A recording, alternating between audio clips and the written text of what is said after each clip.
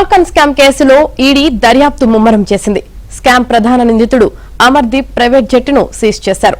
జనవరి 22న ఇదే private jet విమానంలో అమర్దీప్ దుబాయ్కి పారిపోయినట్లు ఈడీ గుర్తించింది.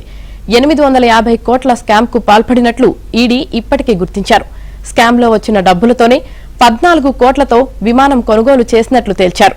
ఈ కేసులో అమర్దీప్ సహా కీలక వ్యక్తులు పరారీలో ఉన్నారు.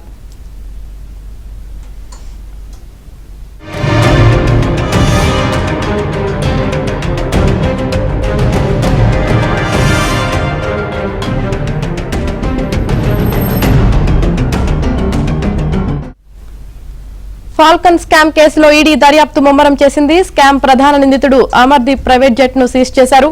ఇక దీనికి సంబంధించి పూర్తి సమాచారం మా క్రైమ్ కరెస్పాండెంట్ ప్రవీణ్ అందిస్తారు. ప్రవీణ్, ఫాల్కన్ స్కామ్ కేసుకు సంబంధించి ఒకవైపు ఈఓడబ్ల్యూ ఎకనామికల్ అఫెన్స్ వింగ్ అధికారులు ఒకవైపు విచారణ జరుపుతుంటే మరోవైపు ఈడీ కూడా రంగంలోకి దిగడం జరిగింది. ఫాల్కన్ కేసు ప్రధాన నిందితుడిగా ఉన్నటువంటి అమర్దీప్ కుమార్ కి చెందినటువంటి ప్రైవేట్ జెట్ విమానాన్ని ఈడీ అధికారులు సీజ్ చేశారు. ఫాల్కన్ కంపెనీ పేరుతోటి హైదరాబాద్ కమిషనరేట్ పరిధిలోని 800 ఇక్కడ ఒక ఆఫీస్ ఏర్పాటు చేసి దాదాపు 850 కోట్ల వరకు కూడా పెట్టుబడుల రూపంలో ఆకర్షించి పెట్టుబడులు పెట్టించి 850 కోట్ల వరకు కూడా వీళ్ళు స్కామ్ చేశారు.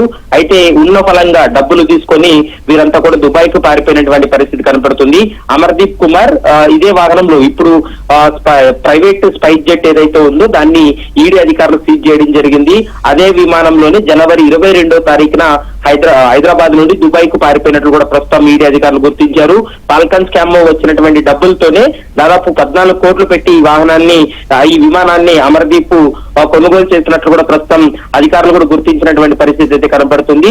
అయితే ఇదే కేసులో ఫిబ్రవరి 10న Cyberabad police Falcon directors Pavan Kumar తర్వాత కావ్య నల్లూరిని అరెస్ట్ చేసి జ్యుడిషియల్ రిమాండ్ కూడా తరలించినటువంటి పరిస్థితి కనపడుతుంది. అయితే గత కొంతకాలంగా వీరిపైన నిఘా పెట్టినటువంటి అధికారులు ఎట్టకేలకు వారి విమానాన్ని అయితే మాత్రం ఈడీ అధికారులు సీజ్ చేశారు. ఇక దుబాయ్ లో ఉన్నటువంటి అమర్దీప్ కుమార్ ను ఖచ్చితంగా రప్పించాలనేటువంటి ప్రయత్నాలు కొనసాగుతున్నాయి. కాబట్టి ఆ కేసుకు సంబంధించి కూడా పూర్తి స్థాయిలో ఈడీ దర్యాప్తు కొనసాగుతుంది. మరికొంతమంది పరారులో ఉన్నారు, వారి కోసం కూడా గాలింపు చర్యలు అయితే కొనసాగుతున్నాయని చెప్పుకోవచ్చు. Right, thank you Praveen.